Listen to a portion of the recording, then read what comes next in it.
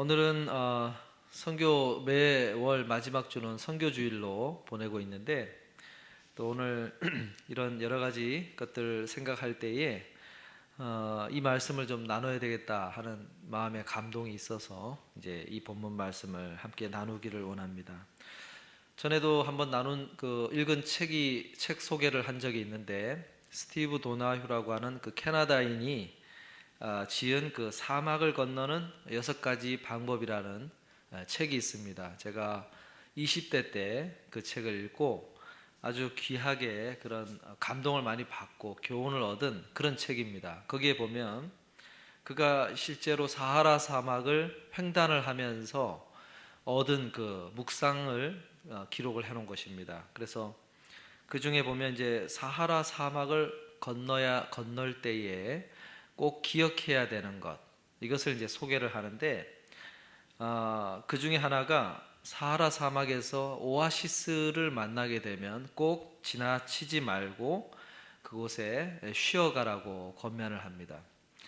왜 그곳에 쉬어야 되는가? 3가지 이유를 드는데, 첫째가 내가 모를 수 있지만 지나오는 동안에 내 몸이 많이 피곤해져 있는 상태일 거라는 것입니다. 그렇기 때문에 쉬면서 피곤한 몸을 회복시키지 않으면 중도에 분명히 문제가 생길 것이다. 그것 때문에 쉬어야 된다. 이렇게 이야기를 하고, 두 번째 이유가 그곳의 오아시스는 항상 길이 교차하는 지점에 놓여 있기 때문에 그곳에서 지나온 길을 돌아보고 그리고 앞으로 가야 될 방향을 생각해 보면서 방향을 수정해야 되면 그 오아시스에서 수정을 하면 길을 바꿀 수가 있기 때문에 꼭 오아시스에서 쉬라고 하는 것입니다. 그리고 3번째 이유가 뭐냐면 그 오아시스에는 그 여행길에 오른 사람들이 모여들기 때문에 사람들을 만날 수 있기 때문에 쉬어야 된다. 이렇게 이야기를 합니다. 그래서 사막을 여행할 때는 혼자서 그리고 함께 여행해야 되는 길이기 때문에 꼭 그 만남이 필요하다 이야기를 합니다. 혼자서 하는 여행이라고 했을 때는 누가 뭐래도 내가 스스로 헤쳐가야 되는 그 몫이 있기 때문에 혼자서 하는 여행이면서 동시에 함께 여행해야 되는 곳이다 이렇게 이야기합니다. 왜 함께 해야 되느냐? 예기치 못한 변수가 너무나 많은 곳이 사막이라는 것입니다. 그렇기 때문에 사막을 차를 몰고 가다가도 모래 구덩이에 한번 빠지면 어떻게 할 길이 없다는 거예요. 그렇기 때문에 그럴 때에는 누군가의 도움이 필요하기 때문에 꼭 그런 순간이 찾아온다는 것이죠. 그래서 다른 사람의 도움, 다른 사람의 어깨가 필요할 때가 분명히 있다는 것입니다. 그래서 오아시스에 가게 되면은 그 사막 여행길에 오른 사람들이 꼭 거기에는 모여들기 때문에 그 사람들을 만날 수가 있고 때로는 나와 같은 방향으로 가는 사람들을 만날 수가 있기 때문에 출발할 때 혼자 여행하는 것이 아니라 약간 거리를 두고 함께 출발하기 때문에 도움이 필요할 때 도움을 줄 수가 있고 또 도움을 받을 수가 있다는 것입니다. 그렇기 때문에 그곳에서 꼭 그들을 만나서 함께 더 많은 사람들이 함께 움직일 수 있으면 그 여행을 성공적으로 건널 수가 있다는 것입니다. 그래서 오아시스에 꼭 쉬어가라 권면을 하게 됩니다. 그 만남이라는 관점에서 보면 오늘 우리들의 이 모임, 이 만남이 많게는 짧게는 몇 개월, 많게는 1년, 또 더 길게는 수년에서 수십 년을 지나온 사람들이 이곳에 모여든, 그래서 이곳에서 그런 만남을 이룬 사람들이 오늘 모인 자리라고 할 수가 있겠습니다. 그래서 어떻게 보면 이 산돌교회 이 지금 예배 자리가 이 공동체의 모습이 일종의 오아시스와 같다 생각이 됩니다. 우리가 주님 안에서 좁고 협착한 길을 걸어가는 그 순례 여행길에 오른 사람들이기 때문에 그런 만남의 자리가 하나님이 우리를 이곳에서 이끌어 가셔서 함께 이런 만남을 통해서 걸어가게 하신 그런 일종의 오아시스와 같은 만남이라고 할 수가 있겠습니다. 오늘 본문 말씀에서 보면 바울의 인생길에서 만나서 소중한 사람들이 된 사람들이 쭉 소개되고 있는 말씀이 되겠습니다. 거의 한 37명 이상이 오늘 본문 속에 등장을 하게 돼. 오늘 본문을 비롯해서 16장 전체에 한 37명 이상의 사람들이 소개가 됩니다. 로마에 있는 성도들의 이름이 한 28명 정도가 되고, 그 다음에 바울이 지금 머물고 있는 곳인 고린도 지역에 있는 그 성도들의 이름이 9명 정도가 소개가 됩니다. 그래서 이 사람들을 소개할 때 한 사람 한 사람 아주 간단하지만 짧지만 그들이 어떤 사람들인지를 아주 의미를 소개를 해 주었습니다. 그래서 우리가 이 말씀을 보면서 그 사람들의 이름과 붙여져 있는 그 설명들을 보면서 이 사람들이 바울에게 어떤 의미를 갖는 사람들인지가 우리가 이해하게 되는 것입니다. 바울은 로마 황제 네로로부터 이제 붙잡혀서 핍박을 당하고 고문을 당하고 이제 참수형을 당하게 되는데, 그때가 지금 이 편지를 기록할 때 10년 후에 일어날 일입니다. 그래서 인생이 끝나는 지점으로부터 10년 전쯤에 지금 이 편지를 적고 있는 것입니다. 예수님을 만난 이후로는 20여 년이 흐른 후입니다. 그래서 바울이 예수님을 믿고 나서 지나오는 20년 동안에 만났던 이 사람들, 그래서 소중한 사람이 된 사람들, 이 사람들이 지금 소개되고 있는 것입니다. 그래서 이 본문 말씀을 보면서 오늘 우리들의 이 만남, 그리고 앞으로 걸어가는 동안에 만나게 되는 사람들, 그 사람들의 의미가 어떤 것일까를 함께 몇 가지로 묵상하며 나누기를 원합니다. 우리 다 같이 1절에서 2절을 다시 한번 읽어보도록 하겠습니다. 1절 2절입니다. 내가 겐그레아 교회의 일꾼으로 있는 우리 자매 베베를 너에게 천거하노니 너희가 주 안에서 성도들의 합당한 예절로 그를 영접하고 무엇이든지 그에게 소용되는 바를 도와줄지니 이는 그가 여러 사람과 나의 보호자가 되었음이니라 말씀합니다. 이제 한 사람씩 소개가 되는데, 이 베베에 대한 베베 자매라고 돼 있는 이 사람을 소개하는 장면이 나오게 됩니다. 그런데 이 사람들을 소개할 때 항상 따라붙는 권면이 뭐냐면 주 안에서라는 말이 굉장히 많이 등장을 합니다. 바울이 편지를 쓸 때 항상 표현하는 것이 주 안에서입니다. 주 안에서.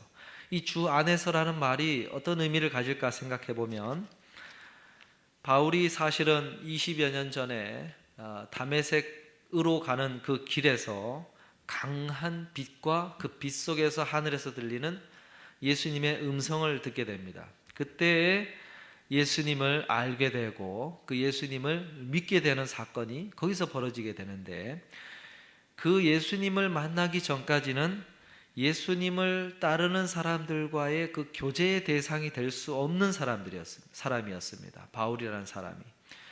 사실은 어떻게 보면 예수님을 믿는 믿음의 사람들에게는 원수가 되고 그 자신들을 핍박하는, 죽음에 내몰게 되는 그런 철천지 원수와도 같은 그런 대상이 바로 바울이었는데, 그런데 예수님께서 이 바울을 그런 원수로 보지 않으시고, 그리고 핍박하는 자로만 보지 않으시고 자신의 이방인을 전도하여 이방인들을 예수님께로 나오게 만들 이방인을 전도하기 위한 어떤 제자로서 바라봐 주시고 받아주심으로 해서 그가 이 주님의 공동체에 들어오게 된 것입니다. 그래서 이 주 안에서라고 하는 말이 바울에게는 상당히 중요한 신앙의 간증이요, 또 아주 감격스러운 표현이 될 수밖에 없는 것입니다. 그러니까 바울이 만나게 된 이 사람들은 주님께서 자신을 받아주신 것처럼 그들을 주님께서 받아주심으로 해서 그 공동체에 들어오게 된 사람들로 이렇게 바라보게 되는 것입니다. 여러분, 이 바울의 고백을 빌려서 우리가 표현을 하자면, 우리가 교회로에서 만나게 되는, 교회 공동체 속에서 만나게 되는 사람들은 어떤 사람들이냐면 주님께서 받아주신 자들입니다. 주님께서 받아들여 주신, 용납하여 주신, 받아주신 자들로 우리가 서로를 볼 수가 있다는 것입니다. 이 강조점이 주님께 있는 것입니다. 주님께. 우리가 한 사람 한 사람을 받아들여야 될 이유가 그 사람에게 있지 않고 어디에 있다는 것입니까? 주님께 있다는 것입니다. 그 이유가 주님께 있다는 것입니다. 우리가 사람들을 만났을 때는 그 사람들과 이야기를 나누게 되면 성격이 파악이 되고, 저 사람은 성격적으로 나와 맞는 사람이고, 그리고 생각하는 바도 나랑 맞는 사람이고, 아니면 나랑 좀 다르다, 이런 것이 캐치가 되고, 또는 저 사람은 경제적인 어떤 여건이나 환경이 나랑 이런 점에서 같고 이런 점에서 다르구나, 또 생활해온 가족 관계가 이렇구나, 여러 가지 캐치가 되겠죠. 그런데 사실은 그런 것들 하나 때문에 그가 공동체에 연결된 것이 아니고, 사실 더 궁극적인 그 사람이 이곳에 있게 된 이유는 주님께서 그를 받아주셨기 때문이라는 것입니다. 주님께서 그를 이리로 인도하여 주신 자이기 때문에 그가 여기 와 있다는 것이죠. 나머지 성격, 경제 수준, 여러 가지 관계, 그리고 여러 가지 것들은 다 부가적인 문제고, 가장 중요한 이유는 주님께서 그를 받아주셨다는 거예요. 바울을 예루살렘 제자들에게, 사도들에게 바나바가 데리고 갑니다. 데리고 갈 때 제자들이 꺼렸어요. 교제하기를 꺼렸습니다. 왜냐하면 눈앞에서 7 집사들 중에 스데반 집사님이 돌에 맞아 죽을 때 그걸 선두에 서서 진행한 사람이 바울이라는 사람인데, 어떻게 보면 철처지 원수 같은 사람을 손을 내밀어 교제한다는 것이 쉽지 않았습니다. 그런데 사도들이 뭘 인정하게 된 것입니까? 주님이 그를 받으셨다. 이것 때문에 그를 받아들인 것입니다. 참으로 주님이 이 바울이라는 사람을 받아들이셨구나, 받아주셨구나. 그래서 그를 만나 주셨고, 그에게 성령께서 그에게 찾아와 주셨구나. 이런 것들이 확인되고 인정되니까 그를 받아준 것입니다. 다른 이유들을 다 제치하고 가장 중요한 것, 주님이 그를 받으셨다는 것입니다. 이것이 중요한 이유입니다. 오늘 우리가 교회 공동체에서 만나는 사람들을 바라볼 때 가장 먼저 있어야 될 이유가 거기에 있는 것입니다. 주님이 그 사람을 받으셨다. 그러면 우리가 어떻게 됩니까? 그를 인정하고 받아들여야 되는 것입니다. 주님이 이끄시는 걸음을 따라 우리가 만나게 되었다는 사실, 그것이 굉장히 교회 공동체의 만남 속에서는 중요한 이유가 된다는 것입니다. 룻기서에 가보면 룻이라는 여인이 나옵니다. 이 룻이 모압 여인으로서 시어머니 나오미를 따라서 이제 이스라엘 베들레헴이라는 곳으로 오게 되는데, 그때에 사실은 다윗의 증조 할머니가 되겠지요. 다윗의 증조 할머니가 되는 이 룻이라는 여인이 이 베들레헴이라는 곳에 와서 거기서 먹거리를 얻기 위해서 이제 이삭을 주우러 밭에 나갑니다. 남편들이 없고 하니까 스스로 이제 경제적인 문제를 해결해야 되니까 이삭을 주우러 밭에 나가는데, 우연히 어디로 가게 되냐면은 나중에 신랑이 될 보아스의 밭으로 가게 되는데, 성경이 그 장면을 어떻게 소개하냐면은 룻기서 2장 3절에 보면 롯이 가서 베는 자를 따라 밭에서 이삭을 줍는데 우연히 엘리멜렉의 친족 보아스에게 속한 밭에 이르렀더라. 여기 우연히 그 밭으로 가게 됐다, 이렇게 소개를 합니다. 우연히. 근데 사실 좀 더 성경을 보고 나중에 그 하신 섭리를 보면 이게 정말 이 만남이, 이 걸음이 우연히 된 것인가 했을 때 아니라는 것이죠. 우연히 된 것이 아니라는 것이죠. 보아스와 룻의 만남을 위해서 철저하게 하나님이 섭리해 주신 만남이었다는 것이 성경 전체를 통해서 드러나게 되는 것이죠. 그래서 나중에 예수님의 족보를 소개할 때 이 룻이라는 여인의 이름이 들어가게 되는 것이고, 그 하나님이 섭리해 주신 만남이었다는 것을 우리가 알게 되는 것입니다. 여러분, 이런 면에서 하나님의 사람들의 만남에는 우연이 없습니다. 우연처럼 보이나 우연히 이루어진 것이 아니라는 것입니다. 분명한 이유가 있으니 하나님께서 섭리해 주신 분명한 이유가 있어 우리가 만나게 된다는 것입니다. 그래서 때로는 우리가 질문해 보게 되죠. 왜 주님 저 사람입니까? 이런 질문이 나올 때가 있습니다. 우리가 교회 공동체 속에서 만나는 사람들을 만날 때마다 왜 저 사람을 내가 만나야 됩니까? 왜 저 사람을 제가 받아들여야만 됩니까? 라는 이런 종류의 질문을 할 때가 있게 됩니다. 그런데 여러분, 그런 질문에 대한 궁극적인 대답을 가지신 분이 누구냐? 누구에게 있느냐? 그 이유에 대해서 누가 대답을 가지고 계신가 했을 때 그것은 우리에게 있지 않고 주님께 있다는 것입니다. 그래서 그 주님이 그를 인도하셔서 만나게 하셨다. 우리가 모든 하나님의 사람들을 대할 때 그 사실을 생각하면서 만날 필요가 있어요. 그래서 우리가 그를 대할 때 함부로 할 수가 없고, 그를 대할 때 한 번 더 생각하게 되고, 모든 어떤 말과 행함을 할 때에 그저 내 감정, 내 생각대로 하지 않게 되는 것입니다. 왜일까? 왜일까가 이유가 주님이 있기 때문에 그것이 드러나는 순간까지 우리가 항상 겸손하게 그를 대할 수밖에 없는 것입니다. 여러분, 사랑하는 성도 여러분, 이 사실을 우리가 늘 생각하고 믿음으로 그것을 생각하면서 우리 서로를 바라보실 수 있기를 바랍니다.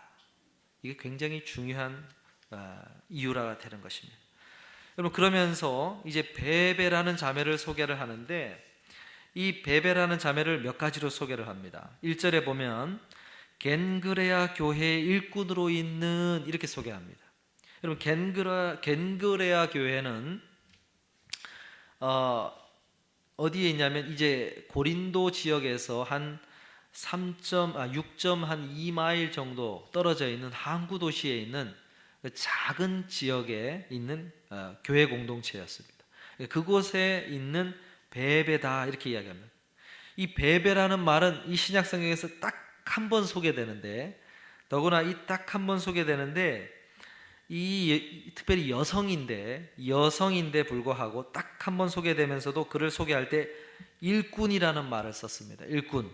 이 일꾼이라는 말이 이 집사라는 말을 쓸 때 같은 단어이거든요. 그래서 영어 성경에서는 이것이, 어떤 성경에는 디콘이라는 말을 썼습니다. 이 집사라는 말로 번역이 되기도 하고, 때로는 servant, 그래서 일꾼, 종이라는 것이죠. 신실한 자, 이렇게 소개되는 게 있어요. 한글 성경에서는 이걸 그냥 일꾼으로 소개를 했습니다. 그러니까 집사일 수도 있고, 그 집사라는 것도 되고, 그다음에 신실한 일꾼이다, 이것도 되는 거예요. 그래서 사도행전에서 처음으로 집사가 소개되는데 7 집사님이 소개가 되는데, 그때는 모두 남자였어요. 근데 지금 이 집사를 소개하는데 여자분이 등장을 하는 것입니다. 그러니까 모두 남자가 리더십을 갖춘 문화 속에서 이 여자를 집사로 세울 정도면 이분이 굉장히 신실한 사람이었다는 것을 알 수가 있습니다. 더구나 이 베베에게 이 로마 교회를 향해서 쓰는 이 편지를 전달하는 일을 이 여자분인, 이 여자 집사님인 베베에게 맡긴다는 거예요. 그래서 우리 자매 베베를 너에게 천거하노니, 이 말은 이 편지를 이 베베 집사님을 통해서 전달한다고 하는 뜻입니다. 그래서 이 편지를 가지고 이 베베 집사님에게 맡겨서 너에게 편지를 전한다, 소개를 하는 거예요.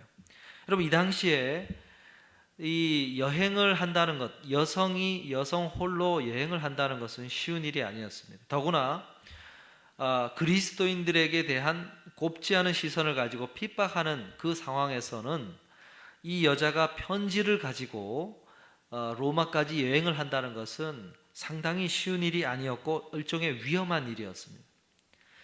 그런데 이 베베 집사님에게 그 일을 맡긴다는 것입니다. 그러면서 2절에 보면 이는 그가 여러 사람과 나의 보호자가 되었음이니라 소개를 합니다. 나의 보호자가 되었다. 이 보호자라는 말은 어떤 뜻을 갖고 있냐면 후원자, 경제적으로 서포트해주는 그런 어떤 후원자의 뜻을 가지고 있고, 또 하나는 보호자, 말 그대로 보호자, 어떤 우리가 위험한 상황이 있을 때 사회적인 어떤 지위를 가지고 그런 권력을 가지고 보호해 줄 수 있는 어떤 힘을 가진 그런 자로 소개가 해주는 것입니다.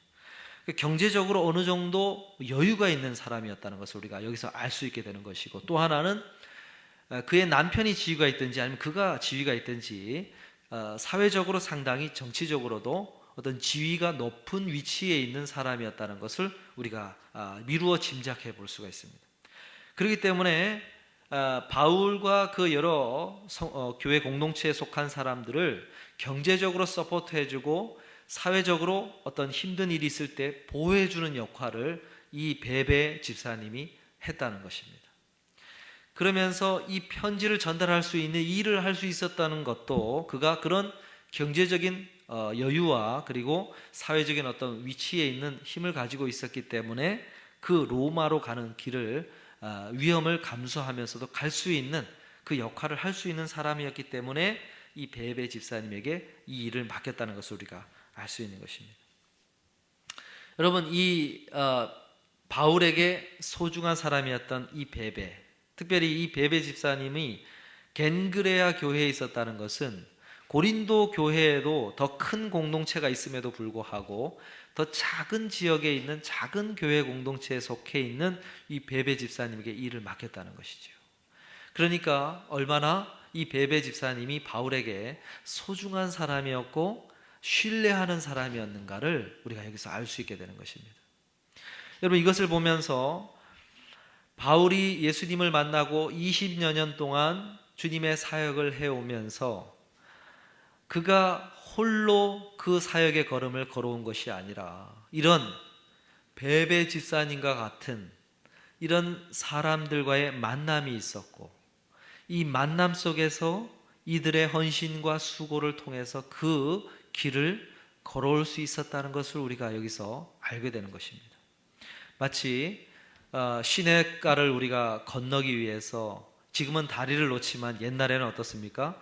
큰 돌덩이를 듬성듬성 놓아서 한 걸음씩 이렇게 건너갈 수 있는 징검다리를 놓았었지요. 그래서 그 징검다리를 한 걸음씩 한 걸음씩 이렇게 건너면 그 시냇물을 건너게 되는 것처럼 일종의 마치 바울이 그 긴 여정을 건너오는 동안에 놓여져 있는 어떤 시냇물을 건너기 위해서 이런 베베 집사님과 같은 사람들이 일종의 작은 징검다리가 되어서 바울이 그 힘겨운 일들을 만나게 됐을 때 한 걸음씩 한 걸음씩 건너올 수 있었다는 것입니다. 그런 면에서 여기서 소개되는 소중한 만남으로 소개되는 이 사람들은 일종의 하나님께서 바울에게 이런 징검다리의 만남을 갖도록 해주신 사람들이었다는 것입니다.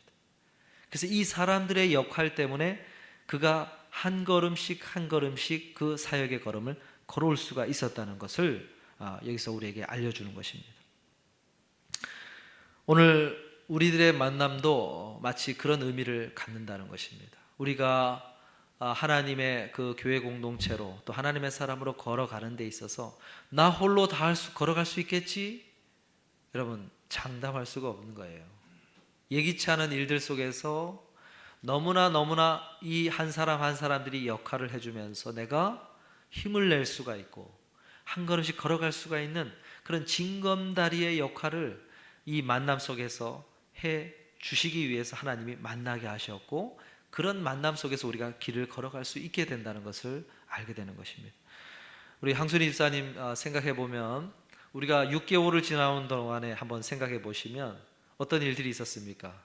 우리 가족들의 문제 때문에 교회를 비우게 되는 일들이 참 많았었지요. 그리고 이러저러한 이유로 한 분씩 두 분씩 건강이 좋지 못해 못 나오는 경우도 있었고 한데, 그럴 때마다 예배 공동체에 모였을 때 우리 항순이 집사님이 이곳에 오셔서 참여해 주시는 그 걸음이 사실은 6개월의 걸음을 걷는 동안 큰 힘이 되었다는 사실을 우리가 생각해 보게 되는 것입니다. 그리고 황순희 집사님 개인적으로도 생각해 보시면 6개월을 지나오는 동안에 그런 그 길을 걸어오는 동안에 참 징검다리 역할을 해준 그런 만남이 우리 산돌교회에 속해 있는 교회 공동체에 있는 분들이 그런 역할을 해주셨다는 것을 우리가 생각해 보게 되죠. 가까이 있는 우리 김도호 집사님, 처음에 집을 못 구해서 이렇게 고민할 때 이 거처를 안정적으로 공급해 주신 그 작은 징검다리 역할을 해주신 거예요. 그러니까 생각해 보면 그런 거예요. 생각해 보면 우리의 이 만남이라는 것이 내가 홀로 스스로 가다가도 예기치 않은 어떤 상황들 속에서 그런 역할을 해주게 된다는 것입니다. 그래서 그런 징검다리의 만남, 징검다리를 통해서 우리가 한 걸음씩 한 걸음씩 걸어가게 되는 것입니다. 제가 가진 역할, 우리 장로님, 집사님 각자의 역할이 있어요. 참 이 지나온 시간을 생각하면 그 한 분 한 분이 그런 소중한 역할들을 해주시더라고요. 그게 너무너무 귀한 만남이었고 그런 만남이 있어서 우리가 이게 걸어오는구나 하게 되는 것이지요. 여러분, 우리가 바울이 이 베베 집사님을 로마 교인들에게 소개하고 있는 것처럼 보이지만 사실은 이 소개를 하나님 앞에서 하는 것입니다. 하나님께 이 소개를 하고 있는 것이나 다름없는 것입니다. 무슨 말입니까? 그러면 누군가가 먼 훗날 나를 소개할 때, 먼 훗날 나를 하나님 앞에서 나를 소개할 때, 하나님, 이 사람은 이런 작은 나에게 징검다리 역할을 해준 사람입니다 하고 하나님 앞에서 그렇게 소개되는 사람이 되어야 된다는 것입니다. 나를 누군가가 하나님 앞에 서는 그날 인생에 대한 평가와 고백들이 하나님 앞에 드려지게 될 텐데, 그럴 때 내 이름이 거론될 때 내가 어떤 사람으로 소개될 것인가? 하나님, 이 사람은 나는 모르고 있었으나 누군가가 내 이름을 언급하면서 하나님, 이 사람은 제 인생에서 이런 역할을 해준 사람입니다. 이렇게 소개될 때 여러분, 그것만큼 기쁜 일이 어디 있겠습니까? 우리가 이 세상에서 경제적인 이득만을 가지고 따질 것이 아니라는 것이지요. 우리 인생에 있어서 이런 역할을 해주는, 그 역할을 해준 것이 누군가의 입술을 통해서 소개되어질 때 그것이 하나님 앞에 칭찬이 되고 하나님 앞에 섰을 때 누군가가 너를 이렇게 소개했단다, 하나님께 그렇게 소개될 때 그거보다 감사한 일이 없겠지요. 오늘 이유를 알 수 없을 때 그 이유는 하나님께 있다는 것은 바로 그런 의미라는 것입니다. 나는 모르나, 나는 진정한 그 의미를 알지 못하나 그와 하나님 사이에서 그 의미가 나타나게 될 터인데, 그 나타날 때 내가 그 작은 징검다리가 되었다는 사실, 그가 걸어가는 그 길 위에 작은 징검다리가 되었다는 사실이 나중에 하나님 앞에서 고백되어지는 그런 만남으로서 되기 위해서 내가 걸어가야 되겠고, 많은 만남의 사람들을 만날 때 그렇게 하나님이 받아주신 사람이니 내가 그를 받아야 된다고 하는 그런 겸손한 마음으로, 그리고 하나님 앞에서 그런 작은 징검다리 역할을 하기 위해서 애쓰고 수고하는 그런 만남으로 내가 그 사람을 받아들이기 위해서 우리가 늘 걸어가기를 힘써야 된다는 것입니다. 사랑하는 성도 여러분, 우리 모두가 이런 작은 하나의 징검다리가 되는 그런 만남이 또 다른 사람에게 그런 만남으로 이루어질 수 있도록 늘 힘쓰시고, 그렇게 걸어가서 마지막에 하나님 앞에서 그렇게 소개되어지는 저 여러분 될 수 있기를 주의 이름으로 축복합니다. 기도하겠습니다.